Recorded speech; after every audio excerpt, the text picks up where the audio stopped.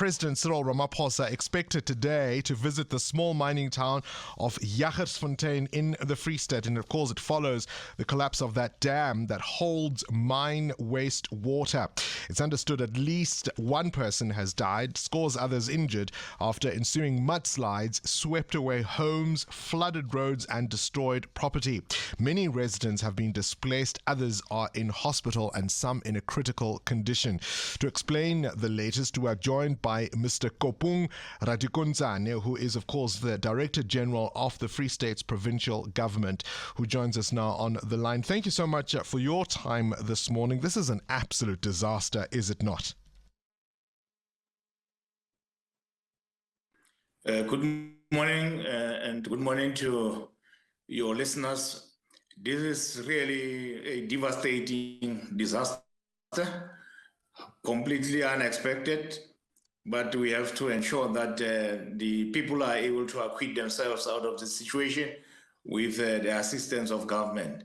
The dam wall collapsed and wiped away houses. In one area called Charlesville, 15 houses were completely obliterated, and 12 houses in the area Itumeleng have been submerged and completely uninhabitable.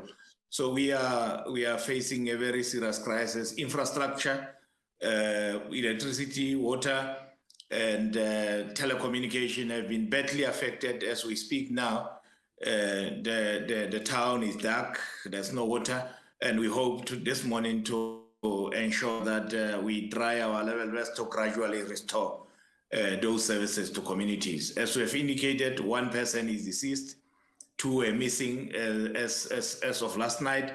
We're still doing head counts to try and establish precisely whether it is only the two people that are missing, and hopefully the search will continue this morning, and we intend to rescue those individuals. And I imagine, of course, if you're saying there's no electricity, if you're saying cell phone towers might have been affected in terms of communication, all of that's going to be difficult for rescue operations.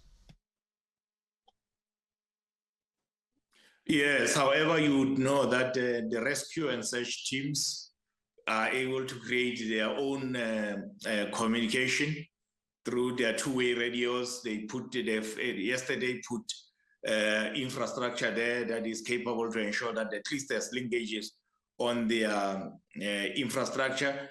The telecom companies have also been trying to restore telecommunication there. It comes and goes. Basically, water, our water entity, Bloom Water, has brought in the water tankers to ensure that communities are able to at least access water. And we have connected at least the hospital with a generator there to keep it going. So we're doing much to try and ensure that life is restored to normal in the area, albeit very difficult. And I imagine you've got a number in terms of people who've been displaced as a result of this? Yeah, quite over 250 people have been displaced. You know that Jagersfontein is a very small town, and we also did not want to take the risk of keeping them in the local halls if this thing continues during the night. So we had to move them to Bloemfontein. They are in a hotel in Bloemfontein, and some are at Glen College here in Bloemfontein. So we are trying to ensure that they are as comfortable as possible. And this morning, we will be shuttling them back again to Jagersfontein to meet with the president. And in the evening, we will shuttle them back again to Bloemfontein, where they are sleeping and getting the necessary care in those places. We've got over 35 people who are in hospital, with some with minor injuries. Those with slightly more serious injuries have been taken to the regional hospital there, Albert Nzula, and others to our tertiary hospital here in our secondary hospital here in Bloemfontein, Pedonomi. All right, talk to me about what happened here. I mean, how did this dam burst? How did that wall collapse? What led to all of this? I think it might just simply be negligence, and we are hopeful that it doesn't pan out that way. That the dam wall has to be maintained all the time. Every 3 months, the Department of Water and Sanitation has to issue a certificate that the wall is still intact. So we are hopeful that it may not be out of sheer negligence, human error. But of course, because the dam is so close to the residential area, we would have expected the mine owners to ensure that there is sufficient safety. The wall is continuously maintained to maintain its integrity, because it carries also an acidic water. You know, the mine acidic water is very dangerous. So it obliterates the entire environment. It's not only the people, but it's also danger. Yeah. I mean, this is waste. This is mine wastewater. You said at the start of this interview that this was unexpected, but as I understand it, the owners of the mine had been warned about this potential disaster. The storage of the wastewater there exceeded allowable volumes. What do you mean it wasn't? It was unexpected? We will still get reports. From our side, it was unexpected. I'm sure you would know that that's a competency of the Department of Minerals and Energy. They will be there this morning. They will provide us with additional information. Yes, communities have been raising this matter even with us yesterday, that they have been complaining. Some claim that they have written a letter to the Minister of Minerals and Energy, claiming that they think that the dam might be dangerous. So those are just what we get from communities, but we will get official information by the mining inspectors there tomorrow. Well, I can tell you as long ago as February. This morning. Hold on, I can tell you as long ago as February last year, one of the local mayors, Xolani Tseletsele, was tweeting about this and warning of the impending danger. Yes, we are aware of that tweet. The mayor has been engaging, as we have indicated also.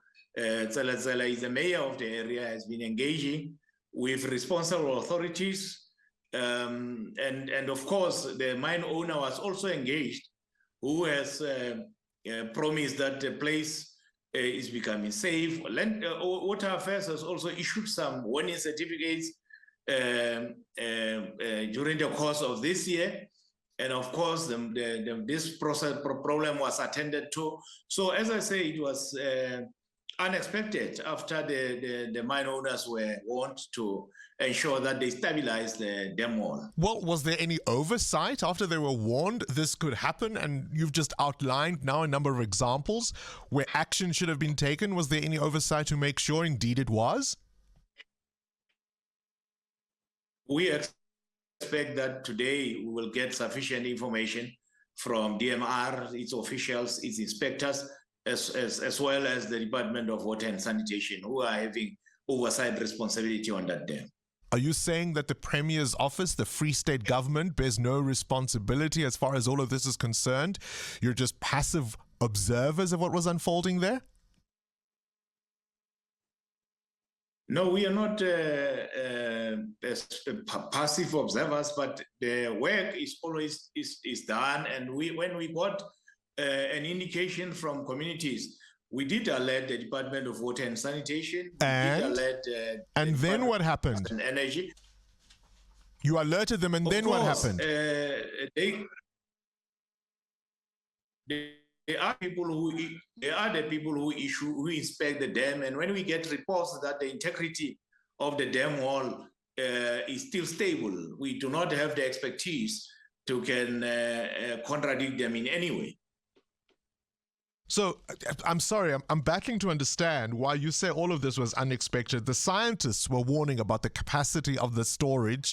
It was exceeded in terms of the allowable volumes. The local politicians were warning that this could happen. Residents were saying that this could happen.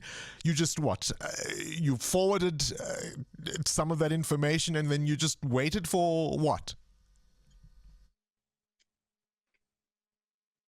Yes, as I'm saying, we have no competency over mines. We can't even give any instructions. We do not have capacity of mining engineers and inspectors like the DMR. So then you are passive observers.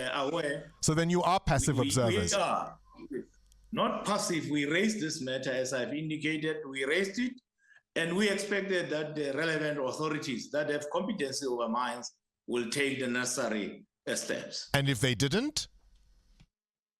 Today, we will get a report as to why they didn't do anything. It's a little too late for that community, don't you think? It's a little too late for that community, don't you think? No. To us, they actually indicated that the inspectors went, they've looked at the integrity of the structure. The structure is, and the dam wall integrity is still intact. If we can't doubt the information that we receive from responsible structures like the Department of Water and Sanitation, and also information that we get from the Department of Mining. Oh gosh, we'll have to leave it there. Thank you for your time, Mr. Kopung Jagersfontein, who is the Director General of the Free State Provincial Government. What do you make of that? What do you make of that response? One person is understood to have died. That whole area, as I said earlier, it looks like a post-apocalyptic nightmare. It looks like a meltdown. You should have seen the visuals of the mud flowing into the streets, sweeping homes away, submerging others. People displaced. They're going to spend a night or two at a hotel, he says. But what could they have done about it? They're not the experts. Current events. Developing stories. Tough questions. Your voice making a difference. This is Breakfast with Bongani Bingwa.